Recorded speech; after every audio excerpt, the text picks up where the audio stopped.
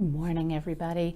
I had promised in a comment yesterday that I would talk a little bit about self-tapes and some tips for dealing with self-tapes and kind of the frustration that develops when you have a very quick turnaround. And believe me, I know this happens. Sometimes we'll get a packet and I'm like, it's 6 pages and the child is 7 years old. How on earth are they going to memorize this? It's a really difficult thing. So there's a few things that you can do when you're doing self-tapes. The first rule of thumb is, yes, we do like them to be off book whenever possible. And I'm going to put that caveat there because if casting sends a packet on a Tuesday at 4 o'clock and expects it back on Wednesday by 10 a.m. and it's 7 pages and it's a particularly young child, or really anybody, I have adults who can't really pull that one off. There's a few ways you can go about it. Number one, you should be working with your child, and this is going to depend on their age because younger kids are not going to be able to kind of perfect a cold reading style technique of using sides because they don't read well enough yet. They don't have that eye-brain connection where they can glance at something and kind of grab the entire line and then look back up. But as they get older and become 9, 10, 11, 12, and obviously older than that, then there is a way to do this. And so I'm trying to see if I have a piece of paper right here. Okay.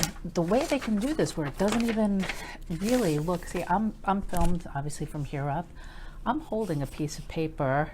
Okay, it just got into it. It's literally just about at eye level. So if I were to be doing this, and now I'm looking a little bit off camera, like I'm talking to a reader, all right, and I'm gonna look down, I grab my sides, and I look back up, and I'm able to say it, and it doesn't really look like I'm reading. So here, like another example is, again, we don't maintain eye contact with somebody in real life for an entire scene, right? If I was talking to somebody sitting at the dinner table, I don't literally stare at them, never look away, never do anything else with my eye line, with my eyesight. So just like now, pretending you were the reader, I'm just kind of thinking, right, what I want to say. There's pauses. There's moments where now I kind of just look down and I glanced at my line, but I could look back up at you because I'm talking to you. So this is like again, I'm holding a piece of paper. You don't even know I'm holding this I'm not reading anything. It's just a piece of paper.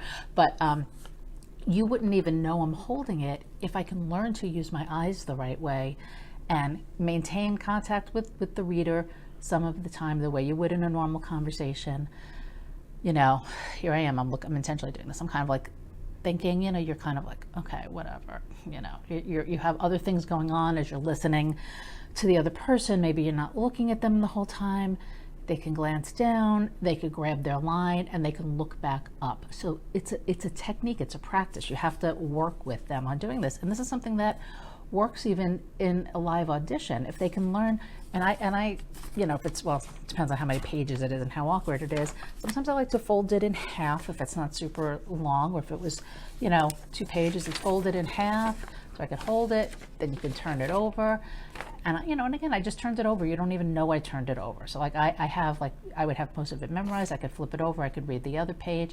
You have to learn how to try to do it quietly. I mean, look, it's not that it's super easy, but it's a technique you can work with them on. All right. So that's number one. It's kind of like mastering this, using the sides and still making it feel like they're not reading. And again, this is very age specific. If they're super young, it's harder, obviously. But the sides don't tend to be super long for young kids. So the other thing that I used to do with my own kids and I've done with clients, I would buy a pad, like a giant, like poster board size, right? Like big. You could buy a poster board size, that pad of paper that, you can like keep flipping over or whatever. And I would hand write out their lines, like, big so they could see it.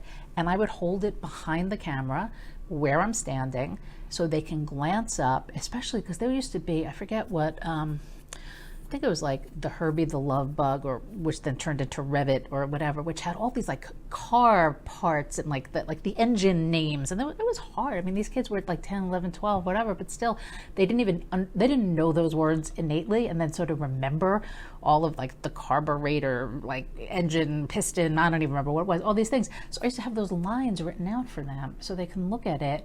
And it wasn't a stressful thing. And just at that moment, they knew those lines were handy, right where they needed to look. It didn't look like they were doing anything. And that helped. So I've used iPads. I have an iPad Pro. I've put it on a music stand, so they could literally swipe where, whatever. You can retype lines so they're big. If you have an iPad, put it on a music stand right next to your phone.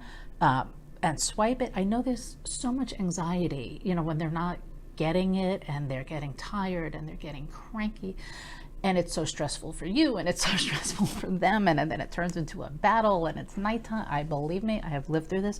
I stumbled across a self-tape session I did with my son, who is now, thank goodness, 17, but when he was like 8 or 9, and it was like the unedited tape of us doing this session where it was like, oh, for Pete's sake, Nicholas, just get it one more time, do it right. And he's like, I don't want to do it anymore, I'm tired. And that's like, it brought it all back to me, those like breakdown moments when all of that was going on. So I do feel your pain with that, but it's a reality of the business, that these things come up and you have to learn how to work fast. So learning how to memorize quickly is obviously the best thing, but barring that, learning how to use the sides in a way that's not distracting within an in-person audition or a scene is really important, because even at these big in-person auditions, they would actually prefer that you bring the sides in, not that you're in the sides, but that you bring them in and you have them in your hand. Again, hold it if necessary, handy. It shows two things. It shows that you're willing and able and in a mental space to work. Like if they say, okay, you know what, we want to try it a different way, go to the middle of that scene, see where so-and-so says whatever, I want to start there, and we're going to go from there, and I want, they give them a redirect or something.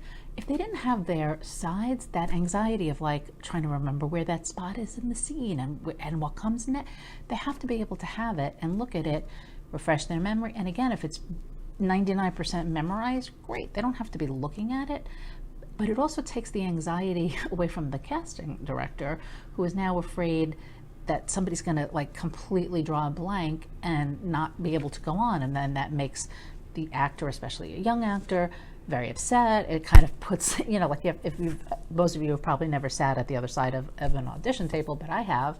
And there's nothing more heartbreaking than watching somebody struggle. And believe me, they do not want that. They're there to make this process wonderful for you. They are not the enemy. They are your advocate. And so what they want is a wonderful audition. They want you to be the right person. So having the sides in there with you gives them the confidence that if something goes wrong, they'd rather you look at it and get back on track and act, even if you have to glance down every now and then to pick up the lines, but they'd rather the acting and the choices be really strong. So learning how to master, like manipulating the paper and holding it and keeping it out of the way, but knowing it's there and knowing you can look down, knowing how to incorporate that look down with not pulling yourself out of the acting moments and still being engaged. It's hard, it takes time, it takes practice, but that's something you can practice with them when they're not in an anxiety moment of doing a self-tape. So even if you're like, okay, we're going to practice, I want you to read it, I want you to look it over for 10 minutes, and then we're going to practice using the paper and practice working on you glancing down, grabbing that line and making it natural, and then looking back up. So those are all things you can work on, and hopefully it helps. The reality is sometimes we get big things that need to be turned around for tomorrow.